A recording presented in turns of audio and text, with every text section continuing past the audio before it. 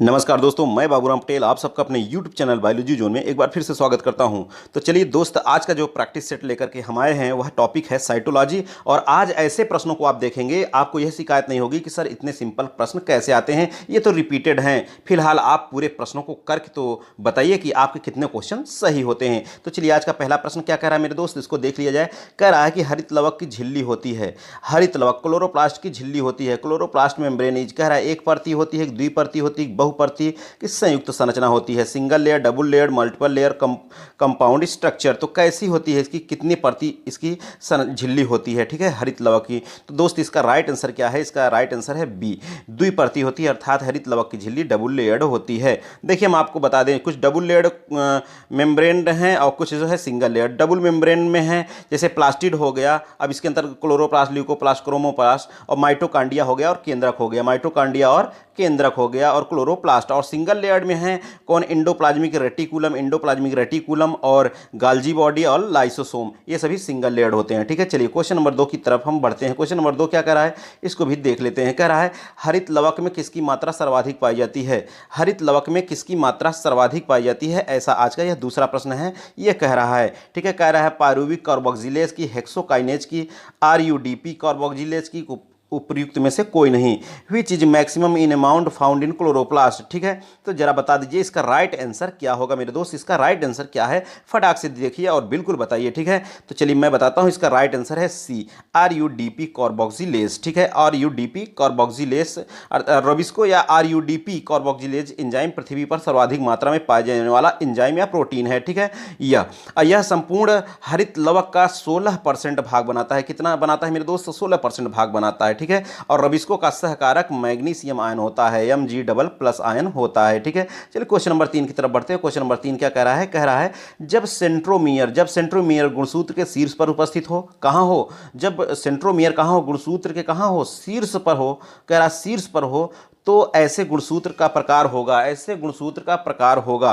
कह रहा मेटासेंट्रिक होगा, टीलोसेंट्रिक होगा, एक्रोसेंट्रिक होगा, उप मेटासेंट्रिक, अर्थात मेटासेंट्रिक, टीलोसेंट्रिक, एक्रोसेंट्रिक, सब मेटासेंट्रिक। तो इसका राइट आंसर क्या होगा मेरे दोस्त, इसको फटाक से देख लीजिए और बता दीजिए। देखिए इसका राइट आंसर है बी, ठीक है, टीलोसेंट्रिक। देखिए बिल्कुल टीला पे है, टीला पे, ऐसे नहीं पहाड़ कोई देखते हैं तो कहेंगे टीला पे दिख रहा है एक पेड़ छोटा सा, तो ऐसे समझिए कि एकदम टीला पर है सेंट्रोमियर, मतलब ऊपर है, तो टीलोसेंट्रिक, ठीक है। और देखिए हम आपको बता दें, सेंट्रोमियर की उपस्थिति के आधार पर जो गुणसूत्र होते हैं 4 प्रकार के होते हैं। कितने प्रकार के, 4 प्रकार के। एक होता है मेटासेंट्रिक, और होता है सब मेटासेंट्रिक, और होता है एक्रोसेंट्रिक, ठीक है, एक्रोसेंट्रिक होता है, और कौन होता है, टीलोसेंट्रिक होता है। देखिए मेटासेंट्रिक में मध्य में होता है, मेटा मतलब M for meta, M for मध्य, ठीक है। जब सेंट्रोमियर कहाँ हो, मध्य में हो, तो उसे मेटासेंट्रिक, सब मेटासेंट्रिक मध्य से थोड़ा एक और हो, ठीक है। जैसे मान लीजिए कि ये है थोड़ा सा एक और हो, ठीक है, एक और थोड़ा सा हो, मध्य से कहाँ हो, थोड़ा खिसक कर एक और चला जाए, बीचों बीच ना हो, उसे कहते हैं सब मेटासेंट्रिक। एक्रोसेंट्रिक कहते हैं जब सेंट्रोमियर टीलोमियर के अंदर अर्थात किनारे की तरफ होता है। और टीलोसेंट्रिक तो मैंने बता ही दिया। चलिए क्वेश्चन नंबर 4 की बात करते हैं। क्वेश्चन नंबर 4 क्या कह रहा है, कह रहा है कि वी शेप्ड क्रोमोसोम आर, कह रहा है वी शेप का अगर बन रहा है, वी शेप का अगर क्रोमोसोम बन रहा है तब उसे क्या कहेंगे, ऐसा इस प्रकार का, ठीक है। तो अब आप बता दीजिए इसका राइट आंसर क्या होगा। कह रहा मेटासेंट्रिक होगा, सब मेटासेंट्रिक होगा, कि नन ऑफ दीज होगा। तो इसका राइट आंसर क्या हो जाएगा मेरे दोस्त, बता दीजिए। देखिए मैंने बताया अभी, ठीक है, M for meta, M for मध्य, ठीक है। तो इसका राइट आंसर क्या हो जाएगा, इसका राइट आंसर है metacentric, A is the right answer, ठीक है। एक बीचों बीच है, ठीक है, वी आकार का बना रहा है बिल्कुल, ठीक है। तो मेटासेंट्रिक हो गया इसका राइट आंसर, ठीक है। चलिए अगला प्रश्न क्या कह रहा है, अगले प्रश्न की तरफ बढ़ते हैं। देखिए क्वेश्चन नंबर 5 कह रहा है, क्वेश्चन नंबर 5 में गाल्जी काय निर्माण से संबंधित है। गाल्जी काय निर्माण से संबंधित, कह रहा है प्रोटीन निर्माण से, कोशिकीय श्रावण से, एक स्थान से दूसरे स्थान पर कणों की गति, synapsis. Golgi complex is involved in protein synthesis, cell secretory process, particle movement from one part to other, और सिनेप्सिस। तो इसका राइट आंसर क्या है मेरे दोस्त, बिल्कुल फटाक से बता दीजिए। इसका राइट आंसर है बी, कोशिकीय श्रावण से संबंधित है, किसके, सेल सेक्रेटरी प्रोसेस से संबंधित है, ठीक है। चलिए क्वेश्चन नंबर 6 की तरफ बढ़ते हैं। क्वेश्चन नंबर 6 क्या कह रहा है, इसको भी देख लेते हैं। क्वेश्चन नंबर 6 देखिए, क्वेश्चन नंबर 6 में कह रहा है कोशिका में ग्लाइकोलिपिड तथा ग्लाइकोप्रोटीन बनने का स्थल है। कोशिका में ग्लाइकोलिपिड और ग्लाइकोप्रोटीन बनने का स्थल क्या है? कह रहा है राइबोसोम है कि लाइसोसोम है कि लवक है कि गाल्जिकाय है। The place of formation of glycolipid and glycoprotein in cell is ribosome, lysosome, plastid, Golgi body. ठीक है, बिल्कुल बता दीजिए इसका राइट आंसर क्या हो जाएगा मेरे दोस्त? जी बिल्कुल, इसका यही राइट आंसर है, इसका Golgi body. D is the right answer. ठीक है, गोल्जी बॉडी, इसका सही उत्तर क्या है? डी। ठीक है, तो इसका राइट आंसर क्या होगा मेरे दोस्त? डी। चलिए अगला प्रश्न देखते हैं कि अगला प्रश्न क्या कह रहा है, उसकी तरफ भी हम बढ़ लेते हैं। ठीक है, और आप लोग थोड़ा सा भाई वीडियो में थोड़ा सा, मैंने कहा था 500 लाइक नहीं कहा था मेरे दोस्त, आप लोगों ने कहा था मैराथन के लिए, तो मैंने 500 के लिए लाइक नहीं कहा था। आप ध्यान रखिएगा, आप लोग यही बार बार कमेंट कर रहे हैं 500 लाइक नहीं, 500 लाइव जिस समय आएंगे आप लोग, 500 लाइव की संख्या होगी। ठीक है, लाइव की संख्या होगी, तब मैंने कहा था मैराथन क्लास के लिए। ठीक है, फिलहाल मैराथन क्लास मैं देख रहा हूं कि आप लोग इतने इंटरेस्ट नहीं, 2-4 लोगों की बात छोड़े तो मैराथन क्लास चलेगी, लेकिन हम आपको बता दें कि यह 20 तारीख के बाद से चलेगी, 20 तारीख के बाद से चलेगी। भी थोड़ा सा तबीयत भी कम ठीक है। ठीक है, चलिए 7वां नंबर कह रहा है कियाजमेटा को देखने के लिए अर्धसूत्री विभाजन की सबसे उपयुक्त अवस्था है। कियाजमेटा को देखने के लिए अर्धसूत्री विभाजन की सबसे उपयुक्त अवस्था कौन सी है? कह रहा है मेटाफेज सेकंड, डाइकाइनेसिस है, डिप्लोटीन है, पैकेटीन। तो बता दीजिए इसका सही उत्तर क्या है? ठीक है, इसका सही उत्तर क्या है? इसका सही उत्तर है डिप्लोटीन। ठीक है, diplotene is the right answer. Diplotene में क्या देखने को मिलता है? कियाज्मा। ठीक है, अर्धसूत्री विभाजन में जो सबसे उपयुक्त अवस्था। चलिए अगला क्या है, 8 नंबर क्वेश्चन कह रहा है सर्वप्रथम अर्धसूत्री विभाजन खोजा गया। सर्वप्रथम अर्धसूत्री विभाजन खोजा गया, ऐसा कह रहा है। कह रहा है कोस्टोफ द्वारा कि पोर्टर द्वारा कि फार्मर और मूरे द्वारा कि कोलिकर द्वारा। ठीक है, meiosis was observed, meiosis was first observed by Kostoff, Porter, Farmer and Moore, Kolliker. तो इसका सही उत्तर क्या होगा मेरे दोस्त? इसका सही उत्तर जी बिल्कुल बता ही दीजिए, इसका राइट आंसर क्या है? जी बिल्कुल बताएं, इसका राइट आंसर है सी, फार्मर एंड मूरे। ठीक है, फार्मर एंड मूरे। देखिए मैं आपको बता दूं कि अर्धसूत्री विभाजन की खोज फार्मर और मूरे ने सन 1897 में की थी। कब किया था? 1897 में किया था। ठीक है, और वर्ष 1905 में 1905 में इन्होंने ही अर्धसूत्री विभाजन शब्द भी दिया था, अर्धसूत्री विभाजन शब्द भी दिया था। और अर्धसूत्री विभाजन के जनन, अर्धसूत्री जो विभाजन होता है जीवों के जनन कोशिकाओं में होती हैं। कहाँ? रिप्रोडक्टिव सेल्स में होती हैं अर्धसूत्री विभाजन। ठीक है, कहाँ होती है? रिप्रोडक्टिव सेल्स में होती हैं जीवों के।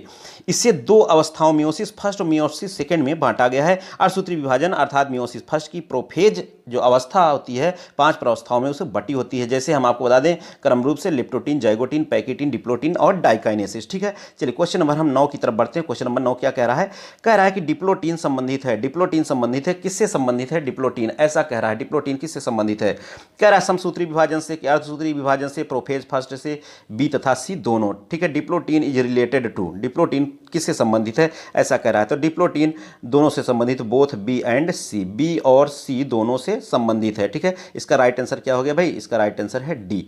ठीक है, चलिए अगला प्रश्न क्या कह रहा है? अगले प्रश्न की तरफ बढ़ते हैं। कह रहा है अर्धसूत्री विभाजन की किस अवस्था में क्रॉसिंग ओवर होती है? अर्धसूत्री विभाजन की किस अवस्था में क्रॉसिंग ओवर होती है? आप लोगों में से मैं देख रहा हूं कि बहुत लोग भाई लाइक करें, शेयर करें, आप लोगों का बहुत सपोर्ट रहता है मेरे दोस्त, तो आप सबको बहुत बहुत धन्यवाद। ठीक है, बहुत बहुत धन्यवाद भाई। ठीक है, तो चलिए आप लोग थोड़ा सा इसी तरीके से अगर आप लोग सपोर्ट करते रहेंगे तो मैं डेली इस बीच ऐसे ही मैं क्लास लेकर के उपस्थित होता रहूँगा। ठीक है, चलिए थोड़ा सा जो लोग लाइक नहीं किए बिल्कुल लाइक कर दीजिए। और एक बात और बता दें, जो लोग चैनल पे हैं नए और नए जुड़े हैं, सब्सक्राइब नहीं किए तो आप लोग सब्सक्राइब भी करते रहिए मेरे दोस्त। ठीक है, सब्सक्राइब कर लीजिए, जिससे आपको बेल जो घंटा है उसको बजा दीजिए, ताकि ये घंटा बजता रहे समय समय पर कि हाँ वीडियो आने वाली है कि नहीं आने वाली है। ठीक है, चलिए क्वेश्चन कर रहा है अर्धसूत्री विभाजन की किस अवस्था में क्रॉसिंग ओवर होती है? Prophase first, prophase second, interphase, interkinesis. ठीक है, तो इसका राइट आंसर क्या हो जाएगा? इसका राइट आंसर जी बिल्कुल बता दीजिए, इसका राइट आंसर क्या होगा? ठीक है, देखिए इसका राइट आंसर है ए, प्रोफेज फर्स्ट। ठीक है, अर्धसूत्री विभाजन की किस अवस्था में क्रॉसिंग ओवर होती है? Prophase first. देखिए मैं बताता हूं,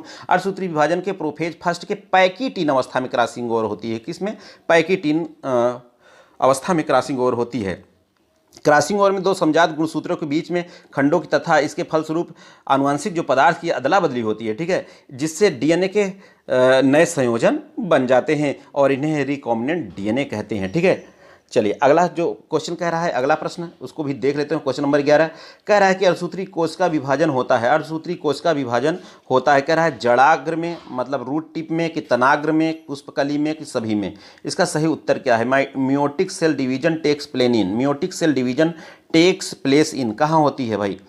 तो बता दीजिए कहाँ होती है मियोटिक सेल डिवीजन। ये होती है, इसका राइट आंसर जी बिल्कुल सी, फ्लोरल बड में होती है। कहाँ होती है? फ्लोरल बड में होती है। देखिए हम आपको बता दें कि अर्धसूत्री विभाजन केवल, हमने बताया कि जनन से संबंधित कोशिकाओं में होता है अर्धसूत्री विभाजन, ठीक है। अर्धसूत्री विभाजन कहाँ होता है? केवल जनन संबंधित कोशिकाओं में ही होती है, ठीक है। इसके फलस्वरूप बनने वाली कोशिका में गुणसूत्रक संख्या क्या होती है? आधी हो जाती है, हाफ हो जाती है, ठीक है।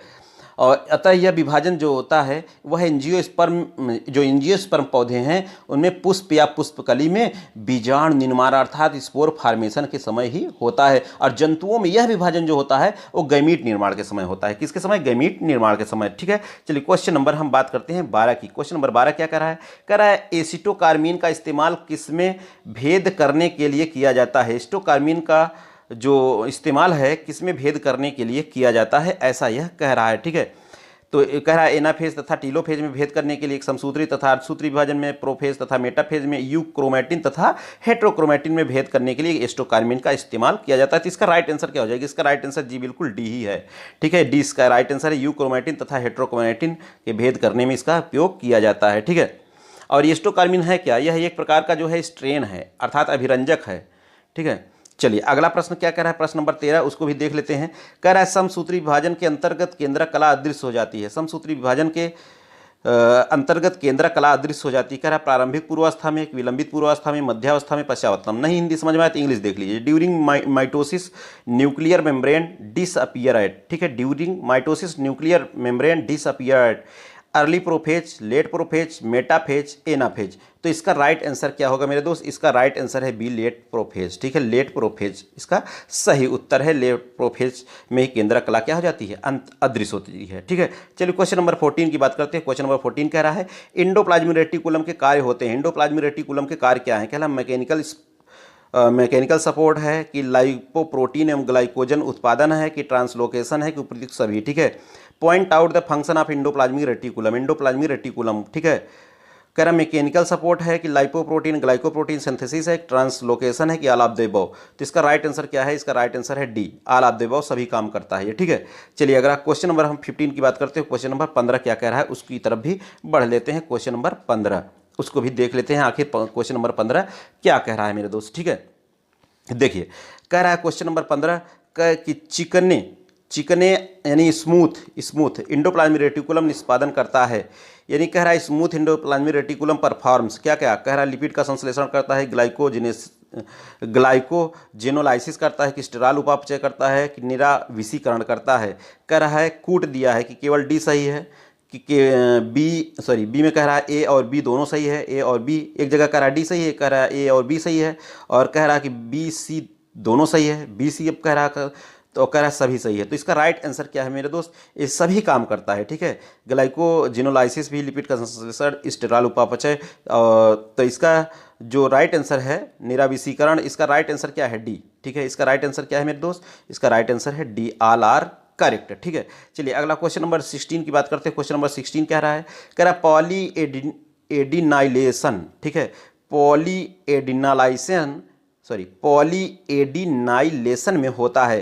कह रहा है 7 MGTP को 3' सिरे पर जोड़ना, पॉली ए पूंछ को हटाना, पॉली ए पूंछ को 5' सिरे पर जोड़ना, पॉली ए पूंछ को 3' सिरे पर जोड़ना, ठीक है। तो ये इसका राइट आंसर क्या हो जाएगा मेरे दोस्त? इसका राइट आंसर जी बिल्कुल बता दीजिए। इसका राइट आंसर बताइए, फटाक से बताइए इसका राइट आंसर। ऐसे भी क्वेश्चन आ जाते हैं, ठीक है, कि पॉलीएडिनाइलेशन इन्वॉल्व, ठीक है। इसका राइट आंसर है D, addition of poly A tail to 3' end, ठीक है। चलिए अगला प्रश्न क्या कह रहा है? अगले प्रश्न की तरफ बढ़ते हैं। क्वेश्चन नंबर 17 कह रहा है कि डीएनए पॉलीमरेज सर्वाधिक क्रियाशील होता है। डीएनए पॉलीमरेज सर्वाधिक क्रियाशील होता है। कह रहा है प्रोफेज में कि मेटाफेज में, कि यस अवस्था में, कि G2 अवस्था में। DNA polymerase is highly active during prophase, metaphase, yes phase, G2 phase. बताइए कब यह ज़्यादा सक्रिय होता है? तो इसका राइट आंसर क्या है मेरे दोस्त? इसका राइट आंसर है सी, एस फेज में सबसे ज़्यादा सक्रिय होता है, यानी क्रियाशील होता है। देखिए मैं आपको बता दूं, DNA polymerase enzyme DNA duplication अथवा रिप्लीकेशन में भाग लेने वाला प्रमुख एंजाइम होता है। डीएनए पॉलीमरेज एंजाइम, ठीक है, डुप्लीकेशन अथवा रिप्लीकेशन में भाग लेने वाला प्रमुख एंजाइम है। क्योंकि आप जानते हैं कि डीएनए का जो रिप्लीकेशन है या डुप्लीकेशन है, द्विगुणन है, को इसका चक्र की यस अवस्था में ही होता है। अतः यह एंजाइम इस अवस्था में ही ज़्यादा सबसे सक्रिय होता है, ठीक है। चलिए क्वेश्चन नंबर हम 18 की तरफ बढ़ते हैं। क्वेश्चन नंबर 18 क्या कह रहा है? कह रहा है प्याज की जड़ कोशिकाएं द्विगुणित 2n होती हैं। देखिए बहुत लोग सपोर्ट कर रहे हैं भाई कि लाइक एंड शेयर भी कर दीजिए, लाइक एंड शेयर कर दीजिए। जी बिल्कुल करिए आप लोग। मैंने देखिए फिर से बता दूं कि 500 मैंने कहा था कि आप लोग लाइव होंगे, लाइव ना कि लाइक, ठीक है, लाइव होंगे तो मैं मैराथन क्लास शुरू करूंगा, ठीक है। अभी से बता दे रहे हैं भाई, आप लोग काहे जो है बार बार वही कमेंट करते हैं, ठीक है। तो थोड़ा ध्यान दीजिए इस बात पर और आप लोग इसको गंभीरता से लें तो थोड़ा सा मजा आएगा, ठीक है। चलिए क्वेश्चन नंबर हम 18 की तरफ बढ़ते हैं। कह रहा है प्याज की जड़ कोशिकाएं द्विगुणित 2n होती हैं, यानी प्याज की जड़ कोशिकाएं कैसी होती हैं, 2n होती हैं। तो G2 के अंत में डीएनए की मात्रा कितनी होती है, बताइए। G2 के अंत में डीएनए की मात्रा कितनी हो जाएगी। कह रहा 4n हो जाएगा कि 8n की 2n 16r। अब देखिए इसका बताइए, इसका राइट आंसर क्या होगा। जी बिल्कुल बता ही दीजिए इसका राइट आंसर क्या होगा। तो इसका राइट आंसर है जी बिल्कुल ए ही होगा, ठीक है। 4n कैसा, 4n हो जाएगा, ठीक है। ए इज द राइट आंसर। चलिए क्वेश्चन नंबर हम 19 की तरफ बढ़ते हैं। क्वेश्चन नंबर 19, ये ना पूछिए भाई कैसे, समझ रहे हैं, क्योंकि इतना बताने का टाइम नहीं है। ये चल रहा है बिल्कुल फटाफट आपका क्वेश्चन। चलिए क्वेश्चन नंबर 19 की तरफ देखते हैं। कह रहा है एंजाइम तथा सबस्ट्रेट के बीच के आबंध होने चाहिए। एंजाइम तथा सबस्ट्रेट के बीच आबंध होने चाहिए। कह रहा है कैसे होना चाहिए। दुर्बल एवं दीर्घकालिक, दुर्बल एवं अल्पकालिक, सबल एवं दीर्घकालिक, सबल एवं अल्पकालिक। कह रहा है the bonds between the enzyme and substrate must be weak and long lived, weak and short lived, strong and long lived और स्ट्रॉन्ग एंड शॉर्ट लिव्ड। तो इसका राइट आंसर क्या हो जाएगा। इसका राइट आंसर है मेरे दोस्त वीक एंड शॉर्ट लिव्ड, ठीक है, वीक एंड शॉर्ट लिव्ड। तो इसका राइट आंसर है बी, ठीक है, दुर्बल एवं अल्पकालिक। चलिए अगला है 20 नंबर क्वेश्चन क्या कह रहा है उसको भी देख लेते हैं। 20 नंबर का क्वेश्चन, ठीक है। अब 20 नंबर में ध्यान दीजिए क्या कह रहा है, इसको थोड़ा सा देखिए। कह रहा है रेफाइड्स किसके बने होते हैं। रेफाइड्स किसके बने होते हैं, कौन, raphides.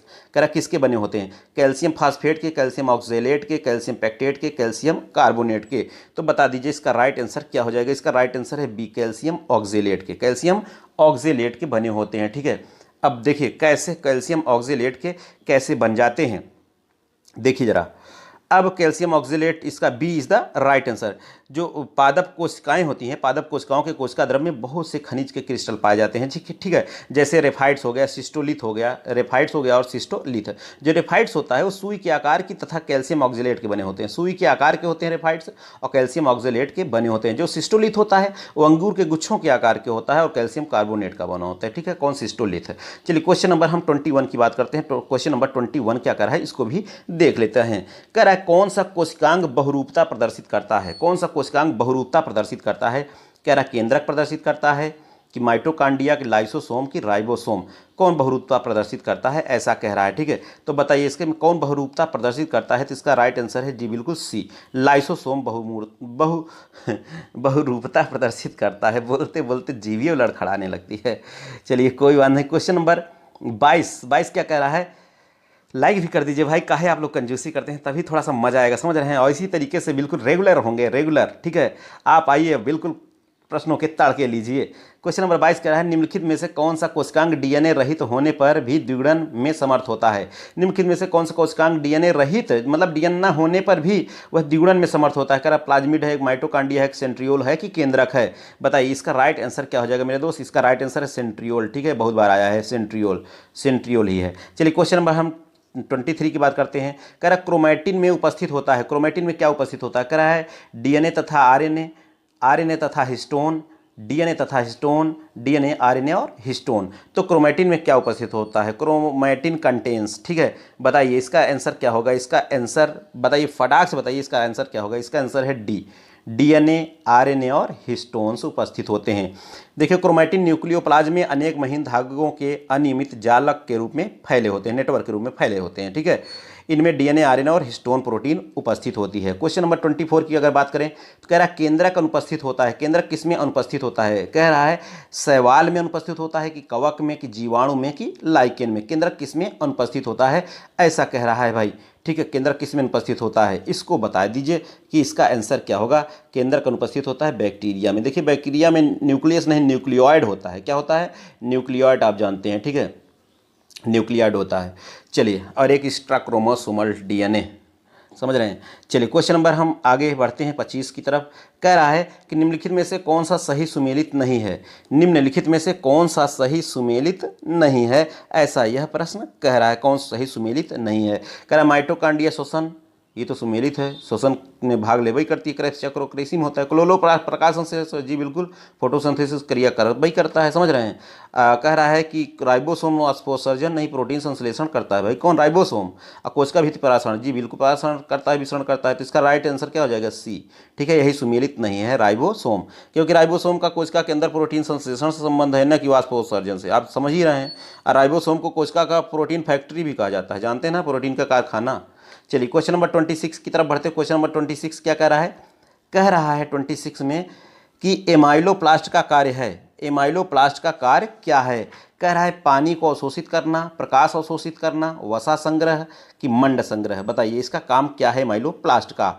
The function of amyloplast is. ठीक है, इसका राइट आंसर क्या हो जाएगा भाई? बता दीजिए। इसका राइट आंसर स्टोर स्टार्च करना। ठीक है, स्टोर स्टार्च। ठीक है, देखिए इसका मतलब हम आपको बता दें, जो इमाइलोप्लास्ट होता है ल्यूकोप्लास्ट का रूप है, जो स्टार्च के रूप में कार्बोहाइड्रेट को क्या कर लेता है? संचित कर लेता है। ठीक है, चलिए क्वेश्चन नंबर 27 की तरफ बढ़ते हैं। क्वेश्चन नंबर 27 कह रहा है, क्या कह रहा है? 27 कह रहा है डीएनए के आरएल मॉडल का सुझाव किसने दिया था? डीएनए के आरएल मॉडल का सुझाव किसने दिया था? ऐसा कह रहा है MHF Wilkins, HG Khurana, Sasi Sekharan, Chargaff. तो इसका राइट आंसर क्या होगा मेरे दोस्त? इसका राइट आंसर है शशि शेखरन। ठीक है, C is the right answer, Sasi Sekharan. देखिए भारतीय विज्ञान संस्थान IISc, ठीक है, भारतीय विज्ञान संस्थान बेंगलुरु के वैज्ञानिक शशि शेखरन ने डीएनए का RL मॉडल प्रस्तुत किया था, और इनके अनुसार डीएनए के दाहिने यानी राइट तथा लेफ्ट सूत्रों में बराबरी का अनुपात होता है। राइट और लेफ्ट में बराबरी का अनुपात होता है। ठीक है, चलिए क्वेश्चन नंबर 28 की तरफ बढ़ते हैं। कह रहा है कि निम्नलिखित शोष क्रिया प्रणालियों में कौन डीएनए का पता लगाने के लिए उपयोग में लाई जाती है? ठीक है, यानी कह रहा है नादर्न शोष और साउदर्न शोष, कह रहा western source, south western source. कह रहा है नहीं समझ में आया तो इसको देखिए, which of the following blot producers is use for the detection of DNA? Detection of DNA, इसमें कौन डीएनए का पता लगाने में कौन सी प्रणाली उपयोग में लाई जाती है? कह रहा northern blot, southern blot, western blot, south western blot. ये बहुत ज़्यादा इंपॉर्टेंट है मेरे दोस्त, इसको भी आप लोग बिल्कुल ध्यान ही लीजिए, और इसका राइट आंसर तो बता दीजिए, इसका राइट आंसर क्या होगा?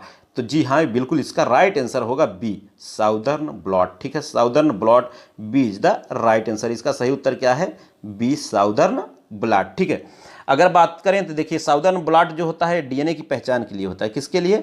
डीएनए का पता लगाने के लिए या डीएनए की पहचान के लिए। और जो नादर्न ब्लॉट होता है, नॉर्दर्न, ये वाला, ठीक है, तो ये आरएनए की पहचान के लिए होता है। किसके लिए? आरएनए की पहचान के लिए होता है। ठीक है, और जो वेस्टर्न ब्लॉट होता है, ये वेस्टर्न ब्लॉट ये प्रोटीन की पहचान के लिए होता है। किसके लिए? प्रोटीन की पहचान के लिए। ठीक है, चलिए क्वेश्चन नंबर हम 29 की तरफ बढ़ते हैं। क्वेश्चन नंबर 29 क्या कह रहा है, इसको भी देख लेते हैं।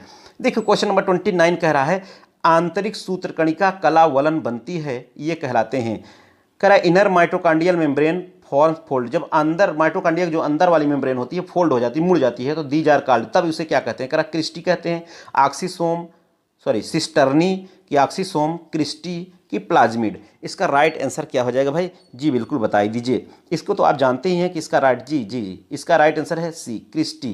क्या कहलाती है? क्रिस्टी, सी इसका सही उत्तर है। चलिए अगला क्वेश्चन नंबर 30 कह रहा है कि निम्नलिखित में से कौन एंजाइम माइटोकांड्रियल मार्कर एंजाइम है? निम्नलिखित में से कौन सा एंजाइम माइटोकांड्रियल मार्कर एंजाइम है? कह रहा है एल्डोलेज की एमाइलेज की पायरूवेट डिहाइड्रोजिनेज की सक्सिनिक डिहाइड्रोजिनेज। ठीक है, तो इसका राइट आंसर क्या हो जाएगा मेरे दोस्त? इसका राइट आंसर है सक्सिनिक डिहाइड्रोजिनेज। ठीक है, D is the right answer. चलिए अगला प्रश्न देखते हैं भाई, अगला प्रश्न क्या कर रहा है उसकी तरफ भी हम बढ़ लेते हैं। देखिए कह रहा है कि माइटोकांड्रिया रहित कोशा है। माइटोकांड्रिया कोशा रहित कोशा कौन है? कह रहा है कोइनोसाइट, शुक्राणु, अंडा, हिपैटिक कोशा। A cell without mitochondria is, ठीक है, coenocyte, sperm, egg, hepatic cell. तो इसका सही उत्तर क्या है? इसका सही उत्तर है सी, ईग है। ठीक है, क्योंकि इसमें योग होता है, योग ही पूरा काम करता है माइटोकांड्रिया वाला, समझ लो, ऊर्जा देने का काम। चलिए क्वेश्चन नंबर अगला क्या कह रहा है? 32 कह रहा है कि कोशिका में पेप्टाइड संश्लेषण होता है। कोशिका में पेप्टाइड संश्लेषण होता है, कह रहा है माइटोकांड्रिया में होता है कि क्लोरोप्लास्ट में होता है कि राइबोसोम में होता है कि केंद्रक में होता है? कोशिका में पेप्टाइड संश्लेषण कहाँ होता है? माइटोकांड्रियम, क्लोरोप्लास्ट, राइबोसोम, केंद्रक। बता दीजिए इसका राइट आंसर क्या हो जाएगा? इसका राइट आंसर है जी बिल्कुल सी। ठीक है, राइबोसोम में। कहाँ? राइबोसोम में होता है। ठीक है, चलिए अगला प्रश्न क्या कह रहा है, अगले प्रश्न की तरफ भी हम बढ़ते हैं। प्रश्न नंबर 33, प्रश्न नंबर 33 क्या कह रहा है, इसको देखिए। 33 नंबर का क्वेश्चन कह रहा है 33 में, वह कोशिका जो लघुकरण विभाजन अर्थात रिडक्शन डिवीजन, वह कोशिका जो रिडक्शन डिवीजन भुगतती है, यह कही जाती है, क्या कही जाती है जो रिडक्शन डिवीजन भुगतती है। कह रहा है एंड्रोसाइट की, मियोसाइट की, जाइगोट की, जूस्पोर, क्या कहलाती है भाई। इसका राइट आंसर क्या हो जाएगा, बिल्कुल बता दीजिए। इसका राइट आंसर है मियोसाइट कहलाती है। क्या कहलाती है, myocyte is the right answer, B इसका सही उत्तर है। ठीक है, चलिए अगला प्रश्न क्या कह रहा है, अगले प्रश्न की तरफ बढ़ते हैं। 34 की तरफ। थोड़ा सा आप लोग भी एक बार फिर से लाइक कर दीजिए दोस्त, तब मज़ा आ जाए। ठीक है, और इसी तरीके से देखिए हम आपको बता दें, थोड़ी सी तबीयत भी ठीक नहीं है, लेकिन तब भी हम सोच रहे हैं कि आप लोगों का नुकसान ना हो। बिल्कुल डेली के डेली आपका प्रैक्टिस सेट चलता रहे। मैराथन तो होगी ही होगी। आप 500 लाइव ना कि लाइक, ठीक है, बहुत लोगों का कमेंट आ रहा है। 500 लाइव अगर अब हो ना हो, लेकिन मैं तो करूँगा ही करूँगा। ठीक है, बिल्कुल, लेकिन 20 तारीख के बाद से मैराथन क्लास चलेगी। ठीक है, तो इसका राइट आंसर क्या है, 34 कह रहा है कौन सा एंजाइम कार्बन कार्बन बॉन्ड यानी कार्बन बॉन्ड कार्बन तथा कार्बन बॉन्ड नाइट्रोजन के बंध के टूटने को उत्प्रेरित करता है। कौन सा एंजाइम कार्बन कार्बन के बीच जो बना बंध है, कार्बन नाइट्रोजन के बीच बना बंध है, उसको टूटने को उत्प्रेरित कौन करता है। कह रहा हाइड्रोलेसिस, ऑक्सीड्रेसिस और की डेस्मोलेसिस की सभी। बताइए इसका राइट आंसर क्या हो जाएगा मेरे दोस्त। इसका राइट आंसर है हाइड्रोलेजेस। ठीक है, hydrolases is the right answer, ए इसका सही उत्तर है। चलिए क्वेश्चन नंबर 35 की बात करते हैं। अगर क्वेश्चन नंबर 35 क्या कह रहा है उसको भी देख लेते हैं। कह रहा है कि अधिकांश प्रोकैरियोटिक कोशिकाओं में नहीं होता है। अधिकांश प्रोकैरियोटिक कोशिकाओं में नहीं होता है। कह रहा है क्या नहीं होता है, कोलेस्ट्रॉल नहीं होता है, कि कार्डियोलिपिन नहीं होता है, कि न्यूक्लिक अम्ल, की राइबोसोम, क्या नहीं होता है अधिकांश प्रोकैरियोटिक कोशिकाओं में। तो इसका राइट आंसर क्या है मेरे दोस्त, इसका राइट आंसर है कोलेस्ट्रॉल नहीं होता है। क्या नहीं होता है, कोलेस्ट्रॉल, ए इसका सही उत्तर है। क्या है, ए इसका सही उत्तर है। देखिए कोलेस्ट्रॉल मोम जैसा एक पदार्थ होता है। किसके जैसा होता है, कोलेस्ट्रॉल एक मोम जैसा पदार्थ होता है। ठीक है, इसका निर्माण यकृत में होता है। कहाँ होता है, इसका निर्माण यकृत में होता है, और यह वसा के पाचन में सहयोग करता है। किसके पाचन में, वसा के पाचन में सहयोग करता है। अधिकांश जो प्रोकैरियोट होते हैं, प्रोकैरियोट कोशिकाओं में इस पदार्थ का क्या होता है, अभाव होता है। ठीक है, चलिए क्वेश्चन नंबर 36 की बात करते हैं। कह रहे मनुष्य की साइनाइड द्वारा मृत्यु हो जाती है। किसके द्वारा, साइनाइड आप जानते हैं विषैला पदार्थ है। ठीक है, कि इसका स्वाद का भी पता नहीं चल पाया है, साइनाइड, और रखेंगे तो सीधे आप प्यारे हो जाएंगे। किसके प्यारे हो जाएंगे, अब जिसको समझ लीजिए। मनुष्य की साइनाइड द्वारा मृत्यु हो जाती है क्योंकि यह कार्य को प्रभावित करता है। किस कार्य को, कह रहा है कि साइटोक्रोम ऑक्सीडेज, की हीमोग्लोबिन, की इम्यूनोग्लोबिन, थ्रोम्बिन। इसका सही उत्तर क्या है मेरे दोस्त, इसका सही उत्तर जी बिल्कुल बताई दीजिए कि इसका सही उत्तर क्या हो जाएगा। इसका सही उत्तर है ए। क्या है, ए साइटोक्रोम ऑक्सीडेज को प्रभावित करता है। देखिए साइनाइड हम आपको बता दें यह श्वसन क्रिया से संबंधित एंजाइम होता है। ठीक है, कौन, यही साइटोक्रोम ऑक्सीडेज। ठीक है, श्वसन क्रिया से संबंधित एंजाइम है, और इसके कार्य के बाधित हो जाने से ही, अगर श्वसन ही नहीं हो पाए फिर सही से, तो व्यक्ति की क्या हो जाएगी, मृत्यु हो जाएगी। ठीक है, चलिए क्वेश्चन नंबर 37 की बात करते हैं। क्वेश्चन नंबर 37 क्या कर रहा है उसकी तरफ भी बढ़ लेते हैं और देख लेते हैं। कह रहा है कि कोशिका कला में, किसमें, कोशिका कला में अत्यधिक मात्रा में पाए जाने वाला वसा का प्रकार है। कोशिका में अत्यधिक मात्रा में पाए जाने वाला वसा का प्रकार कौन है। कह रहा है कोलेस्ट्रॉल है, कि फास्फोलिपिड है, ग्लाइकोलिपिड है, कि सेरिब्रोसाइड है। तो इसका सही उत्तर क्या है मेरे दोस्त, इसका सही उत्तर जी बिल्कुल बता ही दीजिए कि इसका सही उत्तर क्या है। ठीक है, देखिए इसका सही उत्तर क्या होगा, इसका सही उत्तर है फास्फोलिपिड। ठीक है, क्या है, फास्फोलिपिड। और घबराइए नहीं, आज सोचेंगे 36 के बाद डायरेक्ट 38 आ गए, एक स्लाइड इसमें खो गई भाई, समझ रहे हैं, 37 नंबर, तो कोई बात नहीं। देखिए 38 नंबर का है, तो इसका सही उत्तर क्या है, फास्फोलिपिड है। क्या है, फास्फोलिपिड को इसका कला में अत्यधिक मात्रा में पाए जाने वाला वसा का प्रकार कौन है, फास्फोलिपिड है। ठीक है, देखिए हम आपको बता दें यह जो फास्फोलिपिड है, हम आपको बताएं कोशिका कला में अत्यधिक मात्रा में पाए जाने वाला यह फास्फोलिपिड होता ही है। और कोशिका कला मुख्य रूप से प्रोटीन और लिपिड की बनी होती है। किसकी बनी होती है, लिपिड और प्रोटीन की बनी होती है। ठीक है, आप जानते ही हैं, इसमें पाए जाने वाले प्रमुख वसा में फास्फोलिपिड ही होता है। ठीक है, क्या होता है, फास्फोलिपिड होता है, जो फास्फोरस युक्त वसाएं होती हैं। चलिए क्वेश्चन नंबर 39 की तरफ बढ़ लेते हैं। कह रहा है कि आरबीसी की झिल्ली में प्रोटीन वसा का अनुपात लगभग होता है। आरबीसी की झिल्ली में प्रोटीन वसा का अनुपात लगभग कितना होता है। कह रहा है 30%, 70%, 40%, 60%, कि 60 से 40, कि 70 से 30। बताइए इसका सही उत्तर क्या हो जाएगा। The protein lipid ratio in RBC membrane is approximately, ठीक है। तो इसका सही उत्तर क्या हो जाएगा, देखिए इसका सही उत्तर हो जाएगा लगभग, भाई बताइए, इसका सही उत्तर तो सी हो जाना चाहिए, ठीक है। क्या होना चाहिए, सी, ठीक है। देखिए वैसे होना चाहिए हम आपको तो 52 से 40%, कितना, 52 से 40%, लेकिन अब इसके नज़दीक कौन है, यही है बिल्कुल 60 से 40, ठीक है। तो इसका सही उत्तर क्या हो गया, सी। चलिए अगला प्रश्न क्या कर रहा है, अगले प्रश्न को भी देख लेते हैं। लेकिन आप लोग जो भी लोग नए हैं, चैनल को सब्सक्राइब नहीं किए, सब्सक्राइब कर लीजिए और वीडियो को लाइक कर दीजिए। जी बिल्कुल, इसी तरीके से इस आपकी डेली की क्लासेस चलती रहती हैं। देखिए कह रहा सीडी के एंजाइमों का उपयोग होता है। सीडी के क्या है, देखिए साइक्लिन डिपेंडेंट प्रोटीन काइनेज है, ठीक है। साइक्लिन डिपेंडेंट प्रोटीन काइनेज, ठीक है। सीडी के एंजाइमों का उपयोग होता है, कहाँ होता है, कह कोशिका चक्र के नियंत्रण में, क्रोमोसोम गति के नियंत्रण में, समसूत्र को त्वरित करने में, इनमें से कोई नहीं। बताइए इसका राइट आंसर क्या हो जाएगा मेरे दोस्त, इसका राइट आंसर है control cell cycle. Control cell cycle इसका सही उत्तर है, अर्थात ए इसका राइट आंसर है, ठीक है। देखिए ये सीडी के क्या होता है, एक विशेष प्रकार के एंजाइम होते हैं जो कोशिका चक्र के विभिन्न चरणों को नियंत्रित भी करते हैं, और सक्रिय अवस्था में ये एंजाइम माइटोसिस तथा यस फेज, जिसमें डीएनए का द्विगुणन होता है, उसको भी क्या करते हैं, त्वरित करते हैं, ठीक है। तो दोस्त उम्मीद करता हूं कि आप लोगों को यह प्रैक्टिस सेट काफ़ी मदद करती होगी, ठीक है। अगर आप लोगों को यह प्रैक्टिस सेट हमारी जो डेली की चल रही है, अगर आपके तैयारी में मददगार है, तो एक जोरदार कमेंट के साथ आप लोग तैयारी करते रहें, ठीक है। तो चलिए आज के हमारे इस वीडियो में दोस्त बस यहीं तक, फिर मिलेंगे आप लोगों के साथ नए लेक्चर के साथ। Okay, thank you.